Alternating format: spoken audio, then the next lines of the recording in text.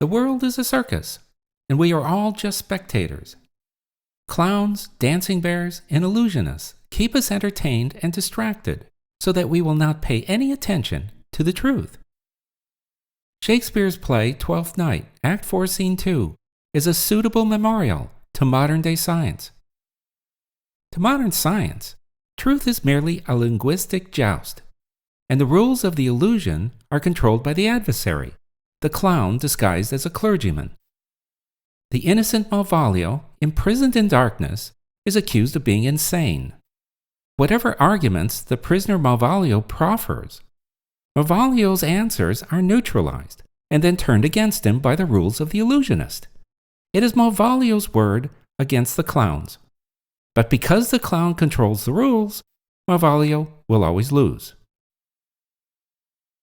Perhaps you may have noticed that we live in a time when truth has no place in our culture. We are constantly being told what to believe, and we dutifully believe even in the presence of our own direct observations and experiences that contradict this belief. We have lost all common sense, the ability to logically reason, and we merely adopt the popular narrative that is in vogue at the moment. This video has been produced to reintroduce logic and reason, a mental exercise rarely utilized by modern man. For the last 600 years, we have been told with unwavering confidence that the Earth rotates 1 revolution per day and circumnavigates the Sun 1 revolution per year. It is a fait accompli fact. Everyone knows it. Anyone who has the temerity to dare to ask for the evidence that supports this assertion is ridiculed and dismissed. Careers have abruptly ended as a result of questioning any modern scientific dogma, not just this one. Scientists must toe the line or suffer ignominy. However, if we were to look into the history and evidence behind this fundamental belief that the Earth spins and circumnavigates the Sun, shockingly, we would find that it is merely an assumption, not founded on any scientific data or evidence. It is only an opinion represented as fact. A number of scientists over the last 150 years have provided scientific data that actually support the concept that the Earth does not spin nor circumnavigate the Sun. That is what the data actually shows. But let's not take their word for it. Instead of trying to understand all this scientific gobbledygook, let's just look at the world as we actually see it and experience it every day, and draw our own conclusion using common sense, logic, and reason. All we have to do is put aside our preconceived notions and indoctrinations and simply think about what our direct observations can logically teach us. In this video, we will review some of our own observations we make every day. This video merely asks the questions that we have failed to consider and leaves the judgment to ourselves. So hopefully, by the end of this video, you will be inspired to seek out the truth on your own. Think for yourself and stop parroting the narratives. Critical thinking is imperative in a culture surrounded by lies, deceptions, and illusions. Now, the Earth has a circumference at the equator of 24,901 miles. So to travel this distance in one 24-hour period, that is 24,901 miles divided by 24 hours, the Earth at the equator must rotate eastwardly at 1,038 miles per hour. Now stop and think about what that means. 1,038 miles per hour. The speed of sound at sea level is only 760 miles per hour. So the Earth must be rotating at 1 1/3 times the speed of sound. That's Mach 1.36. That is the speed of a fighter jet. So if the equator is spinning at 1,038 miles per hour, how fast do other parts of the Earth rotate? To calculate the speed at any latitude, north or south of the equator, one simply multiplies the cosine of the latitude in degrees times the speed at the equator, that is 1,038 miles per hour, and one will know the rotational speed of the Earth at that latitude. For example, the center of Germany is at a latitude of 51.13 degrees north, and so the speed of the Earth's rotation at this latitude is calculated by taking the cosine of 51.13 and multiplying by 1,038 miles per hour. So the speed of the Earth at a latitude of 51.13 degrees north is about 651 miles per hour. This airplane is landing on a runway that is located somewhere in Germany. Note how smoothly the airplane lands.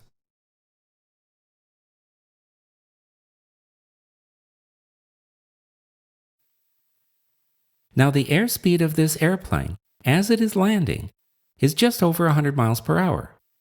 But the runway, as we have just calculated, is moving eastwardly at around 650 miles per hour. Yet the airplane seems to have no particular difficulty landing. So how does this airplane flying at about 100 miles per hour safely land on a runway traveling at around 650 miles per hour without crashing? How does this happen? If the airplane is landing in the same direction as the Earth's rotation, the airplane would have to be flying at about 750 miles per hour to align its speed with the runway speed. But if the airplane is landing in the opposite direction, it would only need to be flying at about 550 miles per hour to accommodate the runway speed. But this type of aircraft cannot travel anywhere near such speeds. The maximum airspeed of this type of aircraft is only about 200 miles per hour. But we know that it landed safely because we just saw it land. So what's going on? It is important to note that airport runways are not limited to only an east-west direction, but can be found throughout the world to be laid out in almost any compass direction. Some airports have multiple runways that are laid out in different directions. So what if the runway in this video clip is laid out perpendicular to the Earth's rotation? That is a north-south runway. Can this airplane even land on that runway as we just saw? Think about what must occur in order for this airplane to land on such a runway. The airplane would have to be traveling sideways at around 650 miles per hour to align with the runway's easterly speed as it approaches its landing. 650 miles per hour sideways? Does that seem right to you? Typically, a pilot lands their airplane based on wind speed and direction, and not based on the rotation of the Earth. But as we have just discussed, one would think that runway speed would be an important factor. Yet flight training manuals focus almost entirely on weather conditions, wind direction and speed, and aircraft type and speed, without any consideration over the Earth's rotational speed at the airport. Why would they not be concerned with the Earth's rotation, considering the speed at which these runways are moving? We're going to take a flight on Singapore Airlines from Paris to Singapore. As you can see, the flight path is over Eastern Europe, through Central Asia, over India and Thailand, and finally landing in Singapore. The flight takes approximately 14 hours. Through the airplane window, we will see the various countries as the flight proceeds east-southeast to Singapore. Okay, so what? Well, Paris is at a latitude of 48.86 degrees north, and so it is moving eastwardly at about 683 miles per hour. Singapore, on the other hand, is at a latitude of 1.35 degrees north, and so it is traveling eastwardly at about 1,038 miles per hour. Now, it is important to note that the prevailing winds north of 30 degrees north latitude are eastwardly in the same direction as the airplane's flight path. But the prevailing winds south of 30 degrees north latitude are westwardly in the opposite direction of the airplane's flight path. So as our airplane passes over India, the airplane's progress is likely to suffer from headwinds. With this set of facts, here's the question. How does a standard commercial airplane that has a maximum cruising speed of about 500 to 600 miles per hour ever catch up to Singapore that is traveling eastwardly at 1,038 miles per hour? It is simply not possible. The math does not add up. The only way that an airplane leaving Paris with a maximum airspeed of 500 to 600 miles per hour can land in Singapore is to fly westwardly and wait for Singapore to catch up as it moves eastwardly around the Earth at 1,038 miles per hour. Yet all the passengers have seen the lands that are located east-southeast of Paris during our flight. What's going on? Something just does not add up. Finally, as we observed regarding the small airplane, how does a commercial airplane with a maximum airspeed of 500 to 600 miles per hour safely land on a runway traveling at 1,038 miles per hour? None of this makes any sense. Let's consider some other observations. If we were to take a wet tennis ball and spin it along an axis, we would observe that the water on the surface of the ball migrates to the equator of the spin, and then the water is ejected away from the ball at the equator due to the centrifugal force of the spin. We've all experienced something like this. So let's try an experiment. Let's take a spinning ball and lower it so that its axis is just touching the surface of some water, and see what happens. As this picture demonstrates, the water is drawn up the surface of the ball from the axis of the spin to the equator, and then the water is ejected from the surface of the ball at the equator, just like the wet tennis ball. Because the water is being ejected from the surface of the spinning ball, more water migrates from the axis to the equator and then is ejected. And this will continue as long as the spinning ball is touching the surface of the water. So let's apply this to a spinning Earth. Just like the spinning ball, the centrifugal force exerted by a spinning Earth on the surface waters of the Earth should behave in the same way. All the water should migrate to the equator from the axis poles. However, unlike the spinning ball, the water is not being ejected from the Earth's surface, so the water would simply build up at the equator. But after the equator is filled to capacity, what would happen to all the remaining water that cannot move to the equator? It would gradually back up from the equator.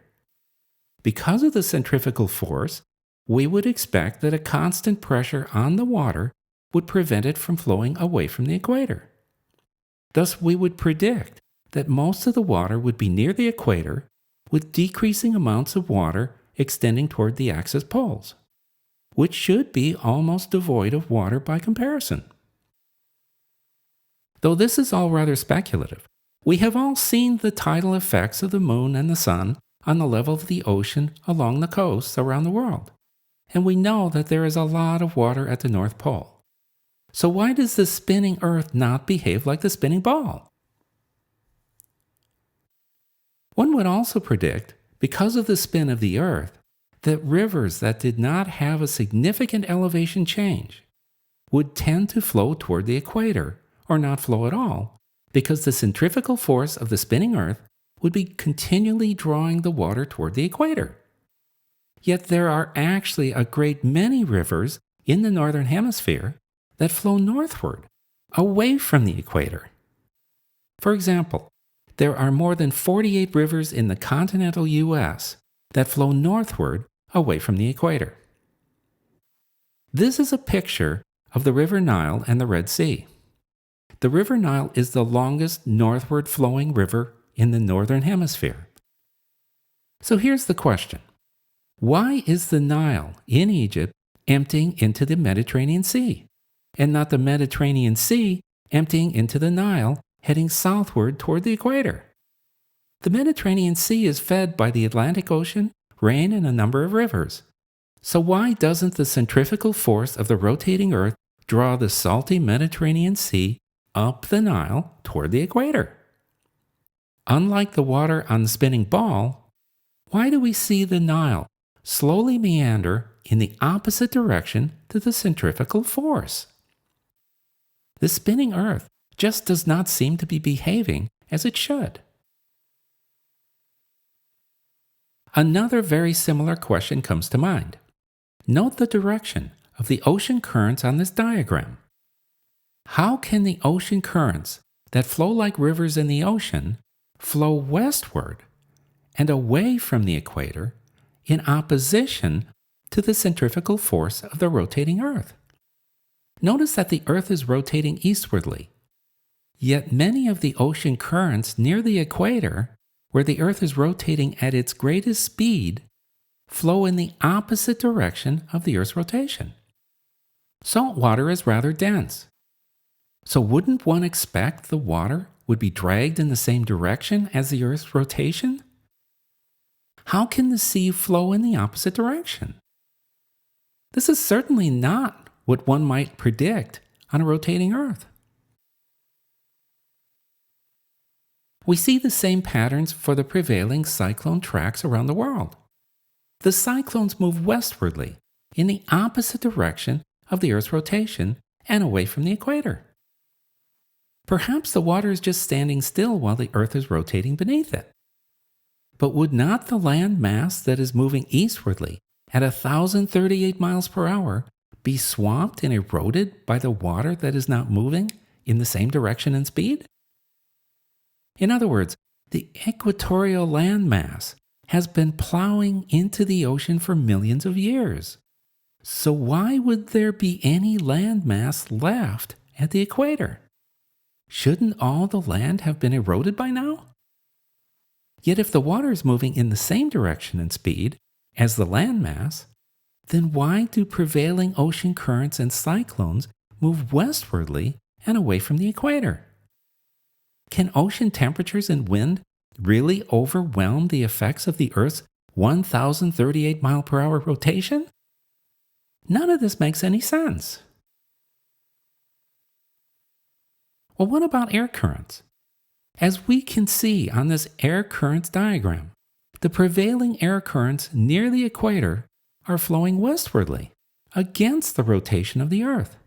Again, since air is also a liquid, wouldn't one predict that the air, like the water near the equator, would be dragged in the same direction as the rotation of the Earth?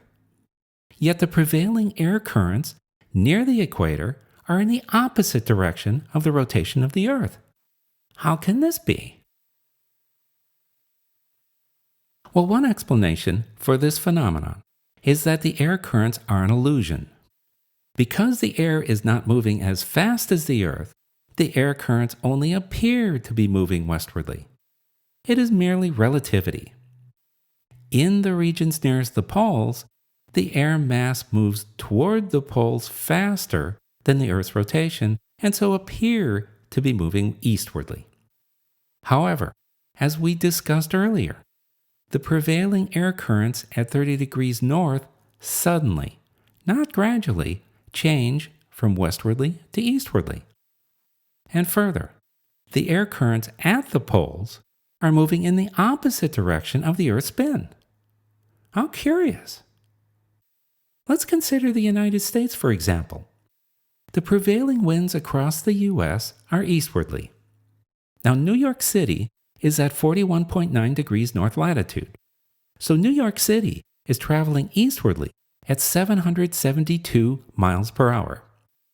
Los Angeles is at 34.05 degrees north latitude. So Los Angeles is traveling eastwardly at 860 miles per hour. This means that the prevailing winds in the northern states must be flowing eastwardly at more than 772 miles per hour, and in the southern states must be flowing eastwardly at more than 860 miles per hour. That's a difference of almost 100 miles per hour. Have we ever experienced anything that would lead us to believe that this is actually occurring? Let's look at a model of surface air currents using a spinning top.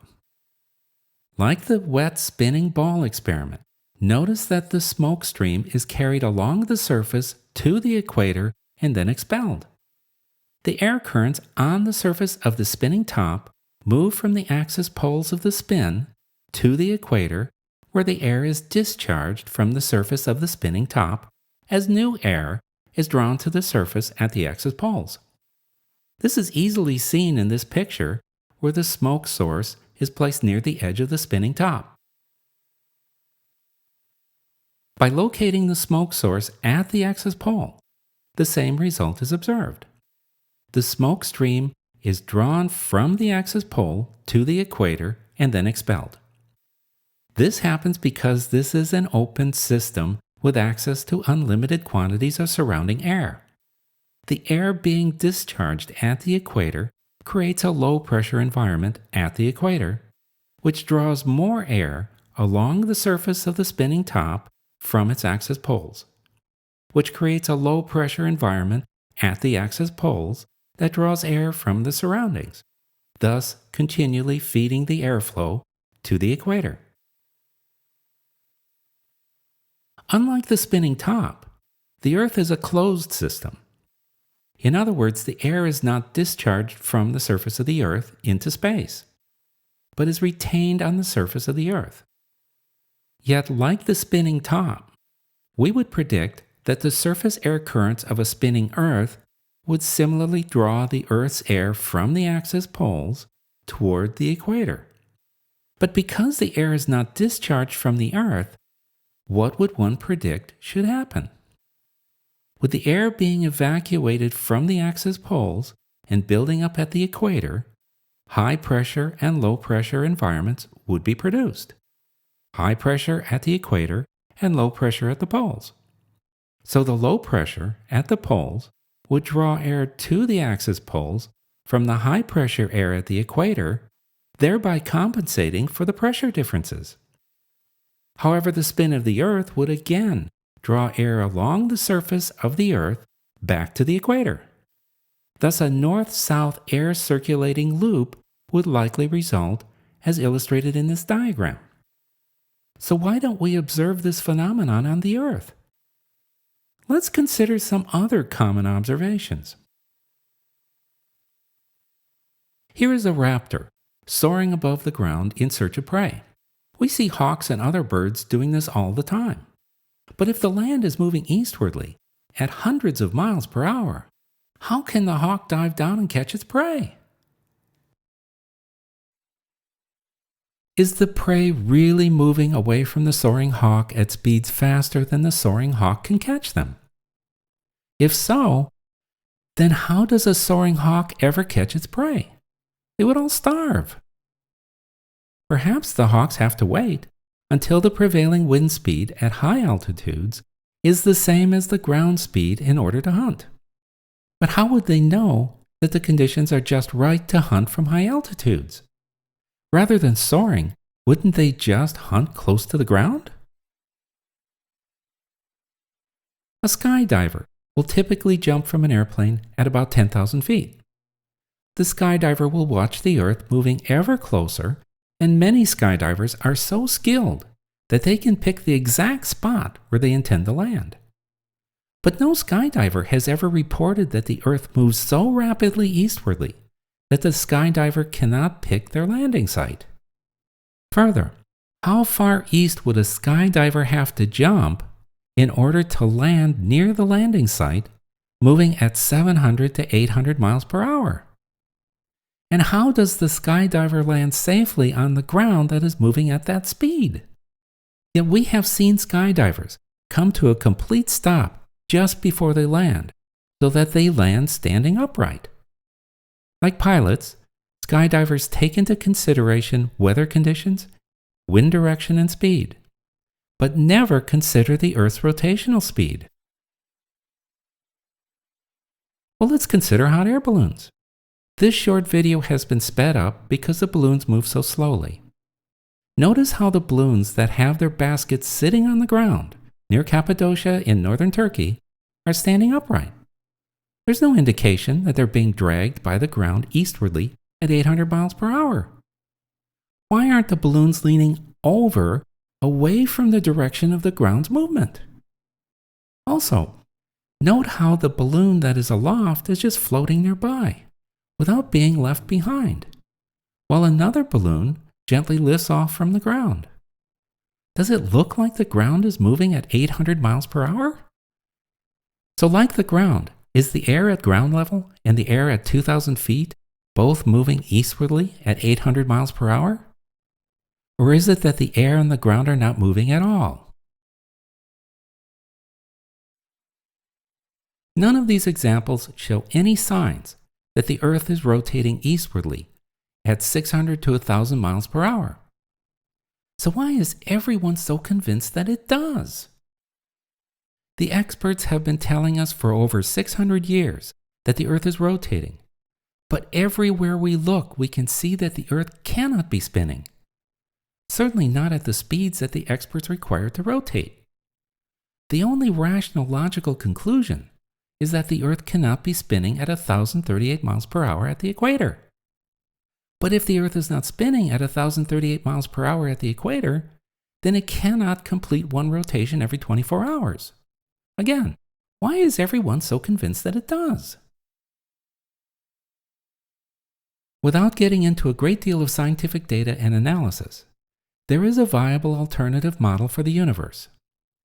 Every piece of data and observation that has been made by scientists over the last 150 years is actually consistent with a geocentric model in which the Earth is not moving, but is at the center of the universe that circumnavigates around this non-moving Earth. To be clear, this is not the Ptolemaic model, but is a combination of the geocentric and heliocentric models, a sort of geoheliocentric model, if you will.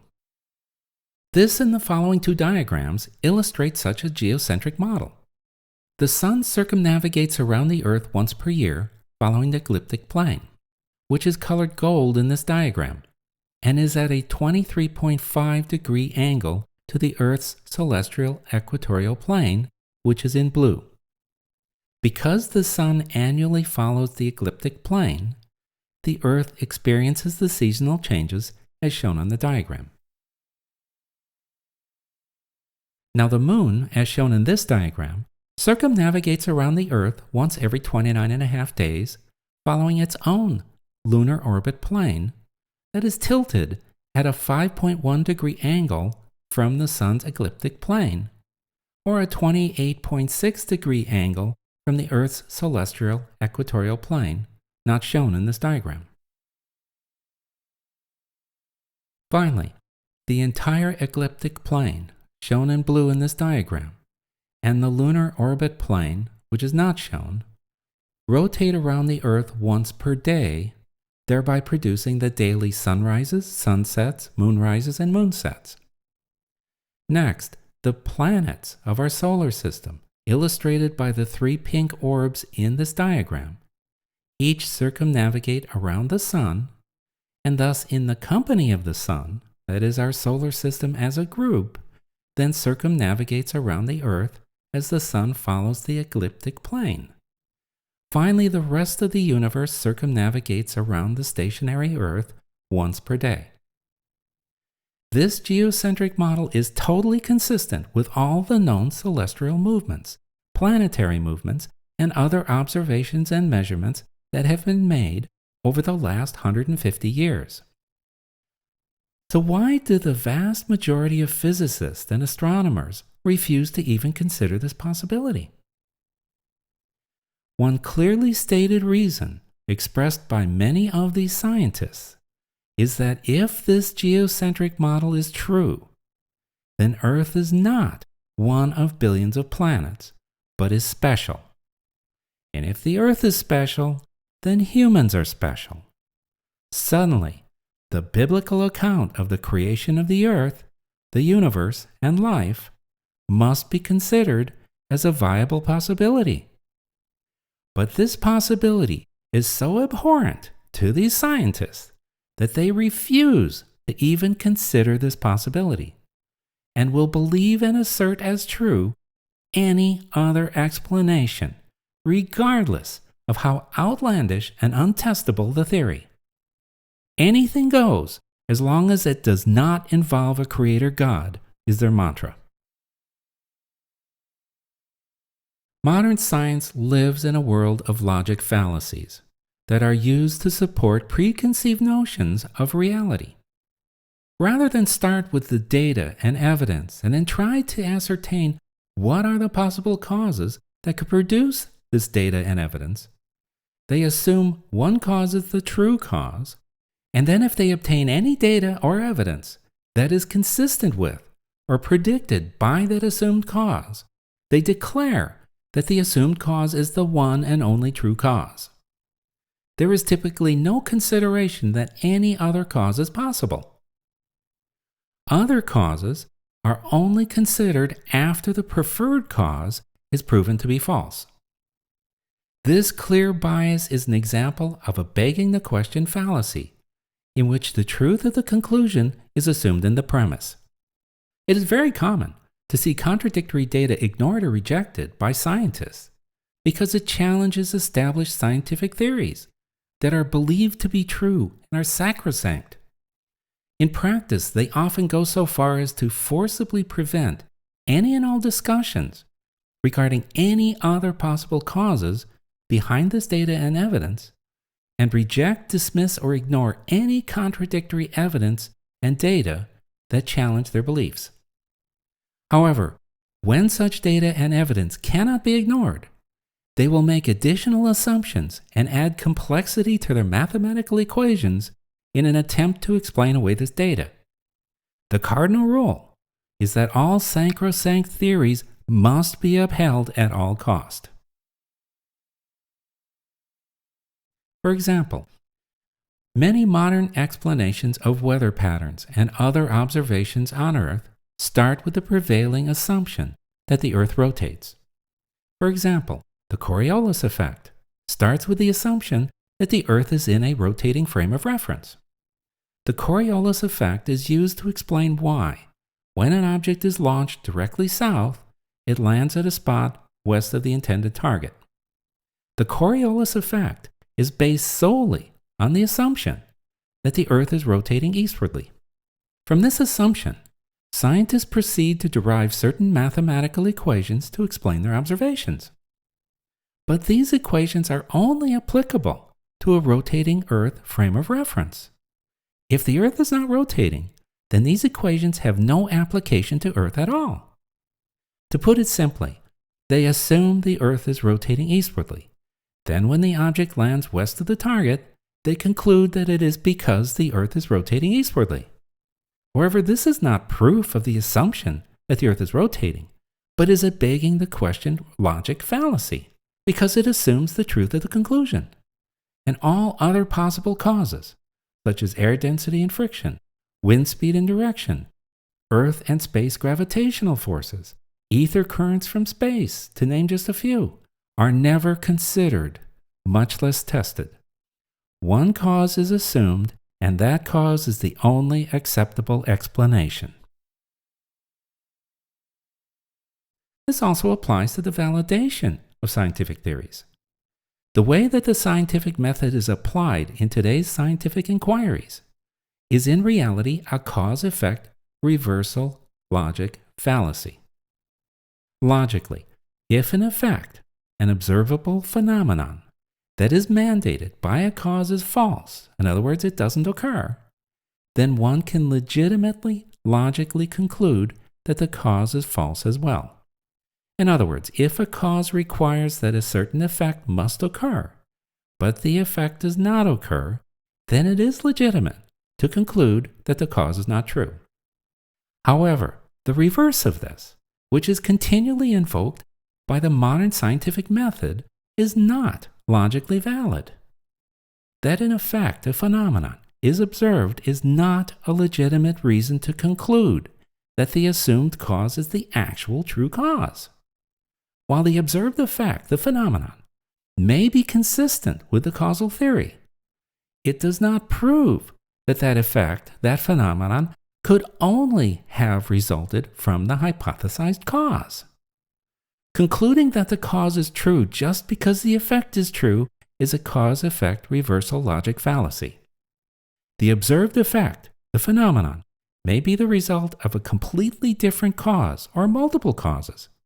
But today's modern scientific method will falsely proclaim that the preferred hypothetical cause has now been validated and is the one and only true cause.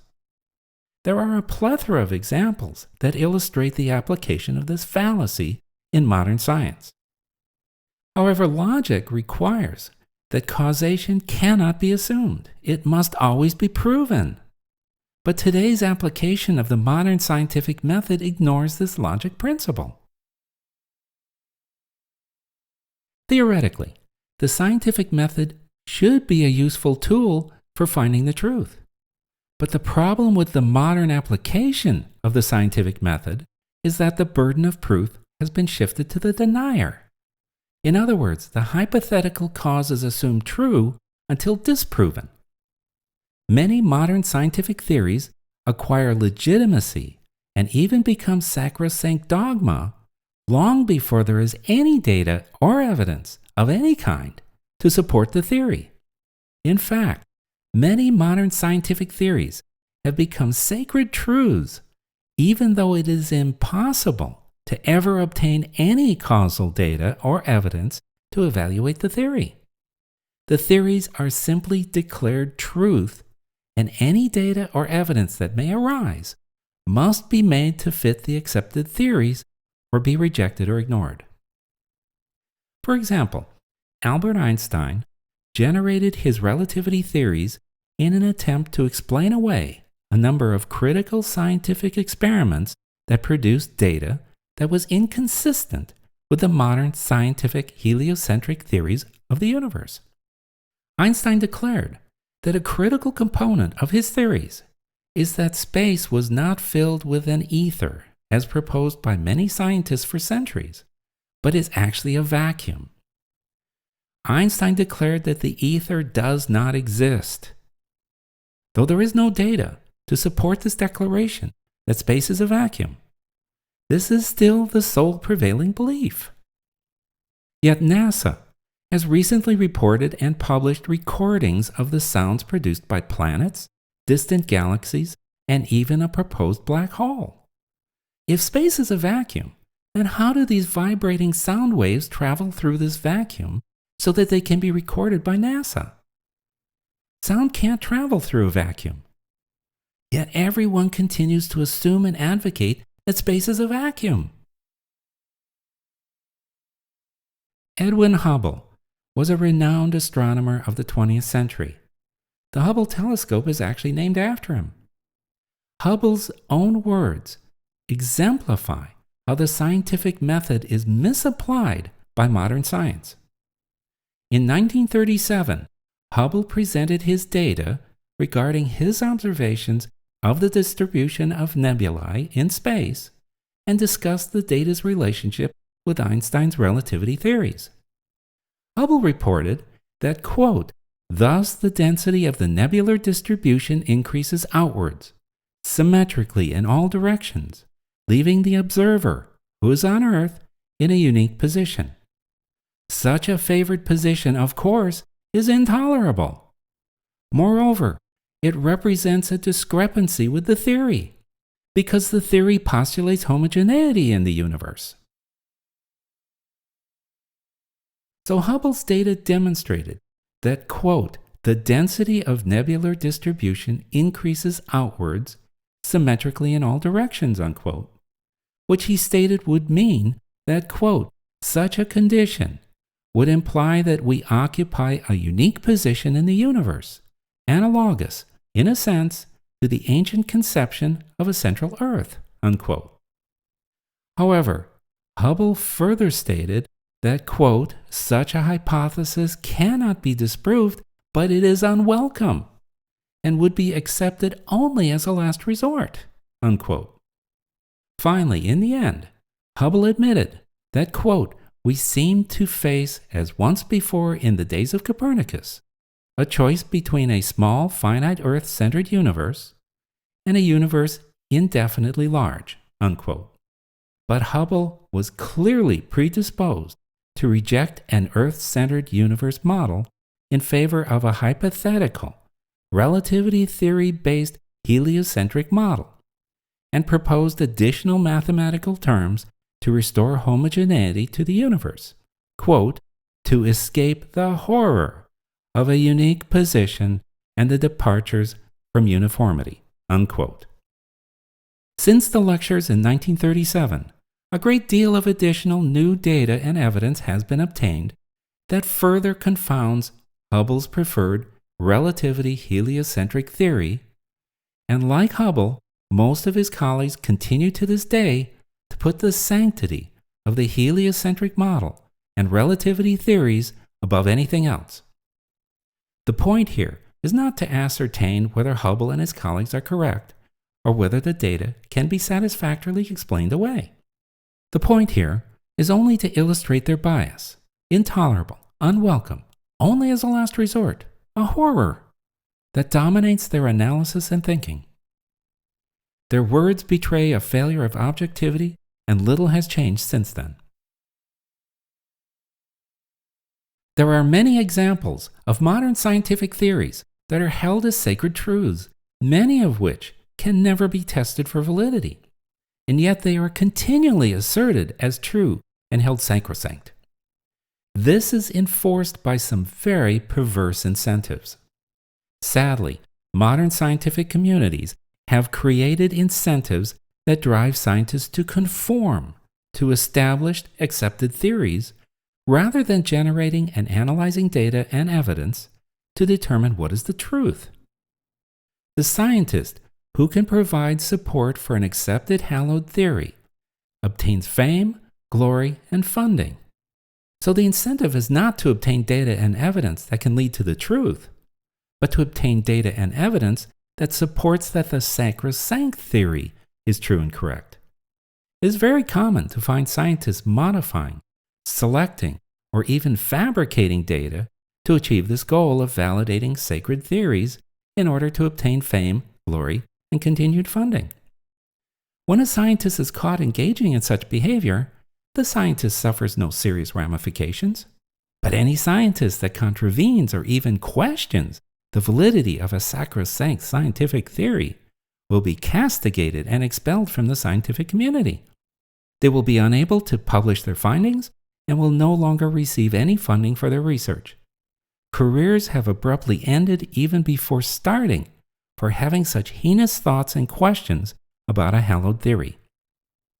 When truth is the goal, one isn't fearful of questions and challenges or even denials, because the truth will ultimately stand on its own. Tyranny is only required to enforce a lie.